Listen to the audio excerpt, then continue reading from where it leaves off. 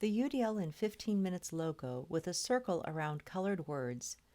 UDL is in blue, in is in yellow, and 15 Min is in red, followed by the BCSC red brick administration building with a fountain in front of it, followed by Kaity Day, a white woman with above-shoulder blonde hair posing in front of Schmitt Elementary, followed by Brett Boezeman, a white male with close-cropped brown hair and wearing a suit, and finally a photo of Schmitt Elementary, a very long single-story building with bright red edges at the center of the school.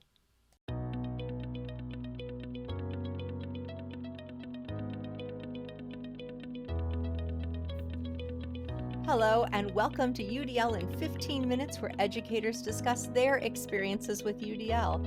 I'm Louie Lord Nelson, UDL author and leader.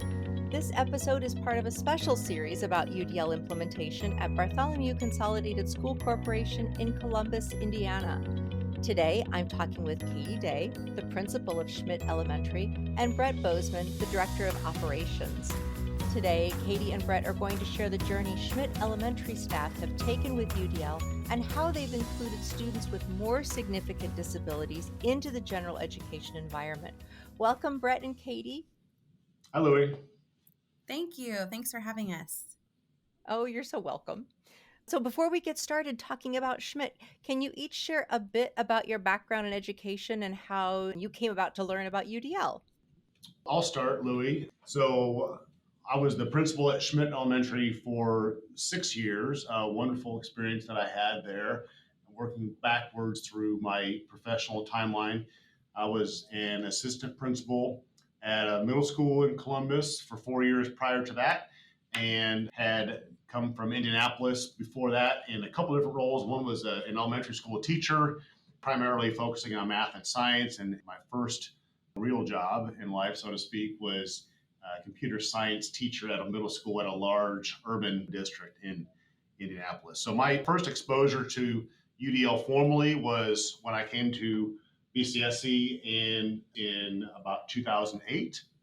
So I had the unique opportunity to kind of walk into that at the entry level with many other professionals in BCSC around that time, and really had a great opportunity to learn and grow alongside of hundreds of other educators here in BCSC. Awesome. Thank you. And so anybody who's listened to this podcast for a while knows that I worked there at BCSE. We walked in the door the same year. I didn't realize that. That's so cool. Yeah, I think you're right. I think we did. Yeah.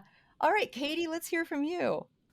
A close-up of Kaity smiling, wearing a red flower patterned sleeveless shirt and holding up her ID badge.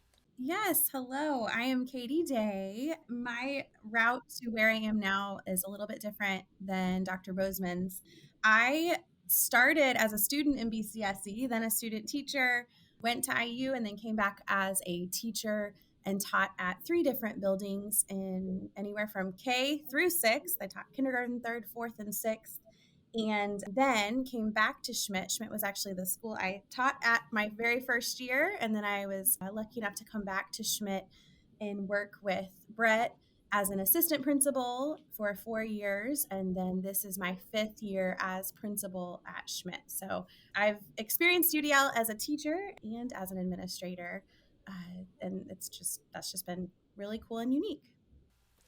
5 young students sitting around a rectangular table and working to make Play-Doh snakes while an adult leans over them to help. Well, I mean, like student and student teacher and teacher. You've got the whole package. It's Yes. awesome. Yes. Well, then you're the perfect one to ask. Can you give an overview of Schmitt's demographics? Absolutely. So we are a Title I school. We service most of the downtown area of Columbus. And we have about 650 students pre-K through 6th grade. 32% of our student population are students of color, and we have about 70% of our students who are economically disadvantaged. About 11% English as a language learners, and about 18% of our student population are students with disabilities that get serviced with an IEP. So we are a beautiful collection of many, many different students and families and backgrounds, and it's kind of what makes us special here at Schmitt too. Previous to this year, we were 2 schools in the county that serviced students with moderate to severe disabilities in our life skills program. So that's something that kind of is unique about Schmitt's history in the last couple of years. We've expanded that to 4 different schools in the county this year, but that kind of made our experience unique as well. Thank you so much. It's great background for everybody in the context.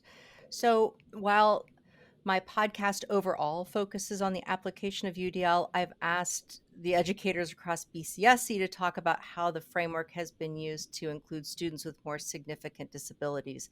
I just wanted to have a series on this because we know that the framework benefits all learners, and we mean all. But there are a lot of educators and families and stakeholders that just don't fully understand the potential for and benefits of including students with significant disabilities in the general education setting. So I'm turning to you guys and others to help tell this part of BCSC's UDL story. So, with that premise, Brett, let's start with you. When were you the principal of Schmitt? I know you kind of told us that, but where was the building within their UDL journey? A student showing the back of his close cropped blonde hair that has a rocket sculpted into the haircut.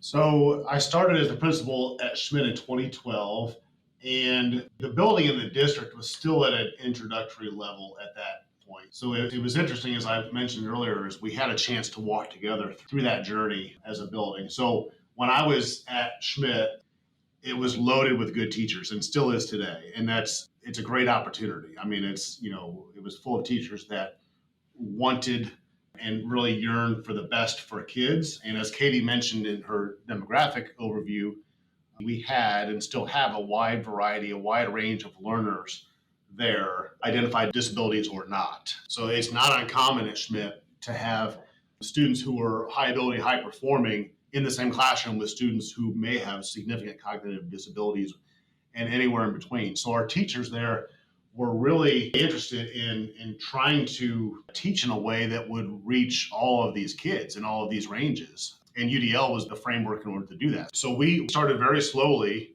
walking through UDL and looking at individual principles and understanding what that looks like, and taking small bites of the apple in sections over the course of a semester or a year, rather than trying to fool ourselves and becoming experts on the entire framework in one school year. But the catalyst there was really our ability to use the framework, work slowly through it, be able to have purposeful conversations within the lens of designing lessons to the margins to reach everybody, rather than trying to come up with individual things for individual kids based on what their abilities or disabilities were. 4 photos of students playing on the playground with an accessible group swing in the background. A powerful thing that you said in that was that you guys had purposeful conversations. And so it sounds like it just wasn't training after training after training. And maybe you were getting workshops and assistance there, but having those purposeful conversations, can you just give a little tiny bit of an example of something like that, just to help people understand what does that mean? Well, it took me about 3 months to realize that I need to shut up and get out of the way with some of these folks. Okay.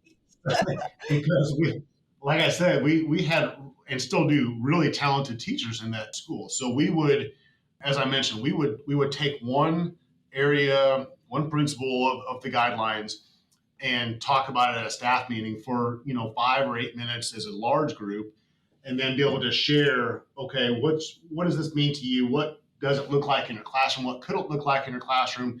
And share those experiences and conversations around the table of a grade level, or however we're divided up at the time. And then follow up with some visits of colleagues visiting other classrooms.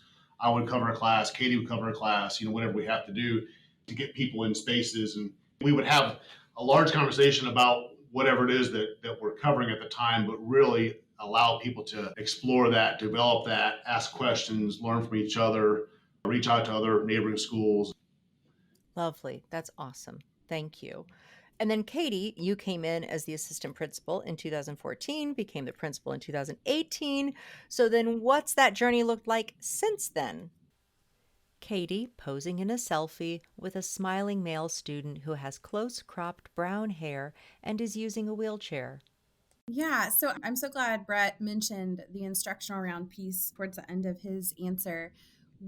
Another way our teachers just show how willing they are to learn and do better for kids. I mean, they are always opening up their classrooms so that their colleagues, their teammates, other schools can come in and learn from them and their instructional practices. And we still do that today. So I think at first, I mean, Brett opened the door at the end of his time here with teaching to a wide range of learners. And then we took off. It's been kind of challenging just with the last few years in education and training new teachers, but we've had all of our teachers are on board to learn new ways. We started looking specifically at the environment and the physical environment first, but then instructional barriers that we saw that we could eliminate that really would help all students, lots of students, but specifically students with disabilities as well. So we took off. That was the cool part about me following in Brett's footsteps. Although they were large, we had planned, those professional developments, those staff meetings together, and I knew where the building needed to go next. So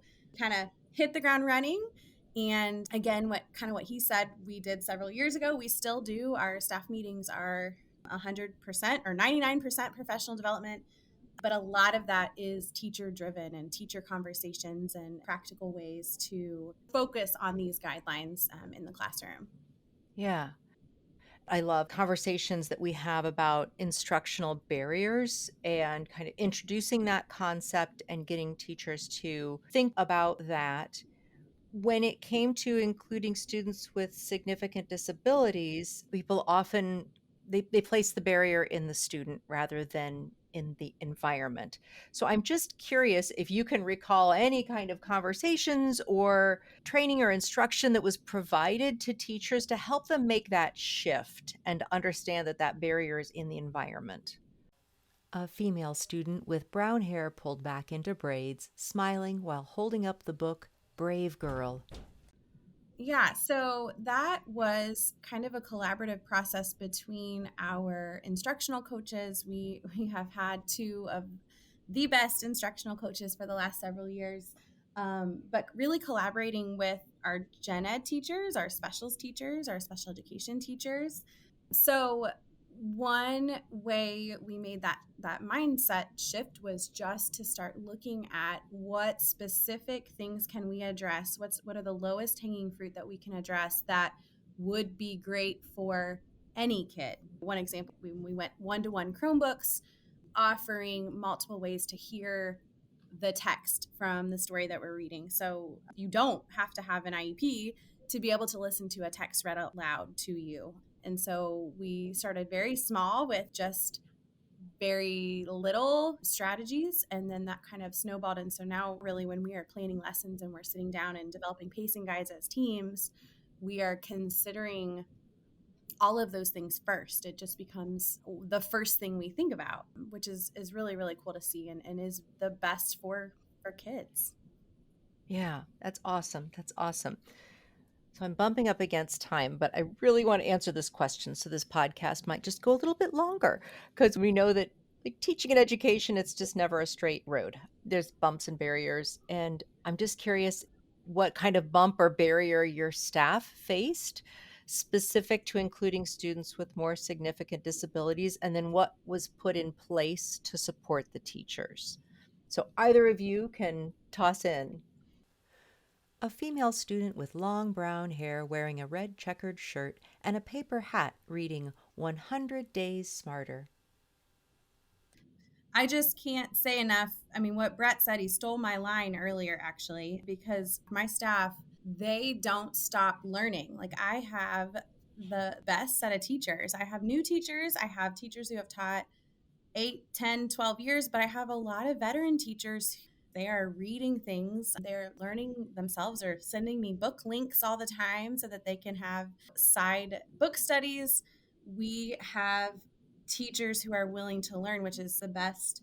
So we've had tons of bumps, along the road, but they are always willing to ask for help and ask for more strategies. We have a great system in place that I jump into classrooms, our coaches jump into classrooms just to gather thoughts and put another extra set of eyes out there to find instructional practices that work for all kids. So we've had lots of bumps, and it's not been a straight path for sure, but I think it's been so helpful that we have that collaborative mentality, that we're all in this together. And if my teacher across the hall doesn't know how to fix something, we have someone in the building that is willing to help.